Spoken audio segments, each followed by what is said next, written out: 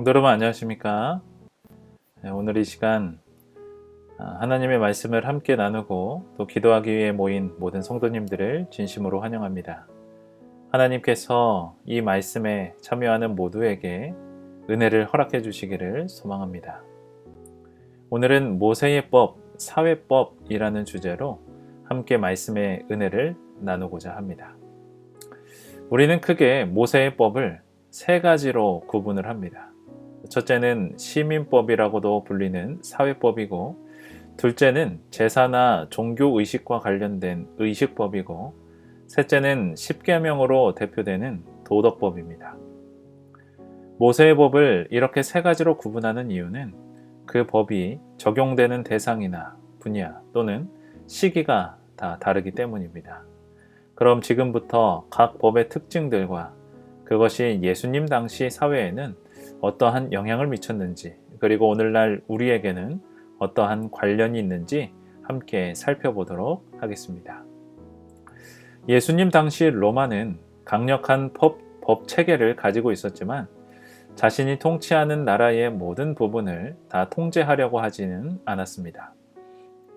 오히려 로마는 각 속국들의 문화와 종교를 인정하고 그것이 로마법에 위반되지 않는 한 그들이 자치권을 인정하였습니다.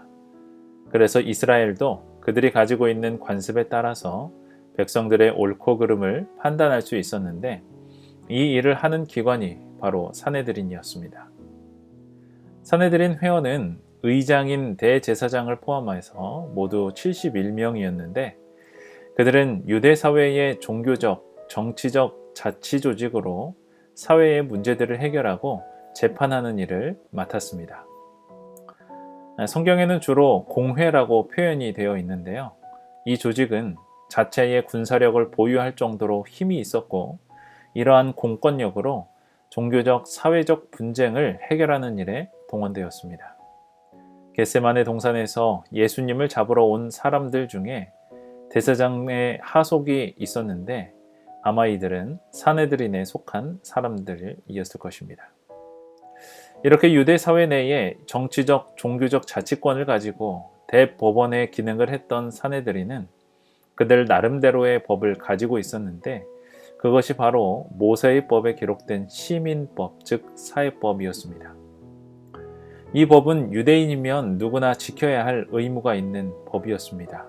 비록 어떤 사람의 행위가 로마법에는 위배되지 않는다 할지라도 모세의 법에 기록된 사회법에 위반된다면 그들은 사내들인을 통해 형벌을 받게 되었습니다. 그 예가 사도행전 4장에 나오는데요.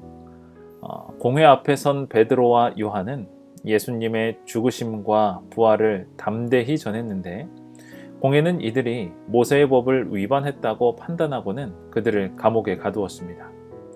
또한 사도행전 18장에도 보면 바울이 고린도에 1년 6개월을 머물면서 그리스도의 도를 전했는데, 이때 유대인들이 총독에게 바울을 데리고 와서 이 사람이 율법을 어겼습니다 라고 고소를 합니다. 이때에 고린도 지역을 다스리는 총독 이 갈리오는 바울이 율법을 어겼다고 고소하는 그 유대인들에게 이렇게 이야기를 합니다. 사도행전 18장 14절 15절의 말씀입니다. 갈리오가 유대인들에게 이르되 너희 유대인들아, 만일 무슨 부정한 일이나 괴악한 행동이었으면 내가 너희 말을 들어주는 것이 가하거니와, 만일 문제가 언어와 명칭과 너희 법에 관한 것이면 너희가 스스로 처리하라. 나는 이러한 일에 재판장 되기를 원치 아니하노라 하고 라고 말을 하고 있습니다. 여기에서 그는 너희 법이라는 표현을 쓰고 있습니다. 그가 말하는 너희 법이란 유대인들이 스스로 문제를 해결하기 위해 가지고 있는 사회법을 뜻합니다. 총독 갈리오는 이 사건은 자신이 재판할 만한 성질의 것이 아니라고 생각을 했던 것 같습니다. 총독은 주로 로마의 안정과 질서 유지와 관련 있는 사건들을 다루는데, 이것은 유대의 종교의 문제이기 때문에 그는 너희들이 너희의 법대로 알아서 처리하라고 말을 한 것입니다. 이처럼 유대 사회는 그들 스스로의 사회 법규가 있었으며 이것은 로마법에 벗어나지 않는 한도 안에서 그 자치권을 인정받았습니다. 이렇게 그 당시 유대인들에게 존재했던 이 사회법에 대한 기록들을 살펴보면 출애굽기 30장에 보면 한 유대인 남자의 성전세 납부 의무라든지 또 신명기 24장에 나오는 이혼에 관한 규정이나 레위기 12장에 따라서 남자 아이에게 생후 8일 만에 할례하는 것들, 그러한 것들을 우리들이 생각해 볼 수가 있습니다. 유대인들은 이러한 사회법과 로마법이 서로 상충되는 것을 겪기도 했는데 이러한 문제는 예수님을 시험하는 일로 사용되어지기도 했습니다. 그 대표적인 예가 요한복음 8장에 나오는 가늠하다 현장에서 잡힌 여인의 이야기입니다. 요한복음 8장을 보면 이날 예수님께서는 성전에서 사람들을 가르치고 계셨습니다. 그런데 서기관들과 바리새인들이 간음 중에 잡힌 그 여자를 끌고 와서는 예수님께 이와 같이 말을 하죠. 예수께 말하되 선생이여 이 여자가 간음하다가 현장에서 잡혔나이다. 모세는 율법에 이러한 여자를 돌로 치라 명하였거니와 선생은 어떻게 말하겠나이까.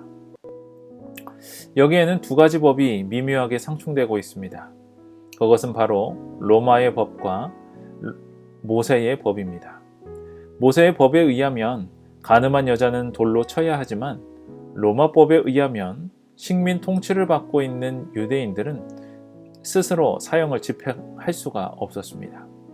이처럼 유대인들은 당시의 사회법이었던 이 모세의 법과 로마법을 교묘하게 이용해서 예수님을 함정에 빠뜨리려고 한 것입니다. 예수님께서는 이 어려운 문제를 어떻게 해결하셨는지 우리는 잘 알고 있죠. 그분은 너희 중에 죄 없는 자가 먼저 돌로 치라고 말씀하셨습니다. 그래서 모세의 율법도 그리고 로마의 법도 침해하지 않으셨습니다. 이러한 사건을 통해서 우리는 그 당시 유대 사회에 적용되어진 법들은 무엇이었으며 이것이 그 당시 사람들의 삶과 예수님의 사역에 어떠한 영향을 미쳤는지를 살펴볼 수가 있는 것입니다. 그렇다면 모세의 법에 나타난 사회법은 오늘날 우리와 어떤 관련이 있을까요? 성경을 하나님의 말씀으로 믿는 우리도 모세오경에 나타난 사회법을 따라야 할까요? 그렇지 않습니다. 이 법은 말 그대로 하나님께서 통치하시는 신정사회였던 그 이스라엘을 위한 법이었습니다. 그러므로 이것을 그대로 오늘날 우리에게 적용해서는 안 되는 것이죠. 간음한 여인을 사회법에 의해 돌로 치게 되면 우리는 이 세상의 법에 살인죄로 잡혀가게 되는 것입니다. 그러나 분명한 것은 그 법 안에 담겨져 있는 기본 정신은 오늘날 우리에게 그대로 적용된다는 것입니다.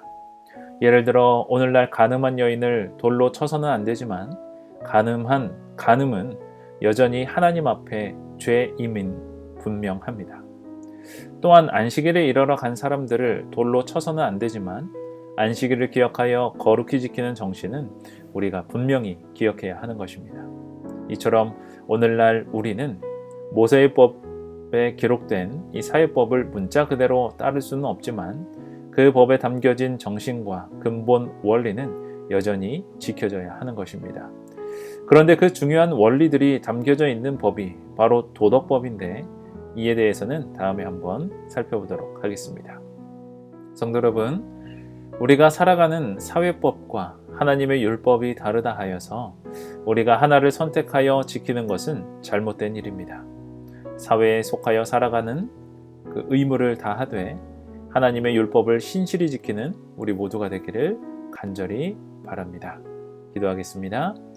하늘에 계신 하나님 아버지, 오늘의 말씀을 기억하며 이 세상에 하나님께서 우리에게 주어진 율법을 마음에 잘 새기며 오늘날 세상 안에 속하여 살아가지만 하나님께서 우리에게 주신 그러한 율법들, 약속들을 우리의 삶에 잘 실현하며 살아가는 우리 모두가 되게 인도하여 주시옵소서.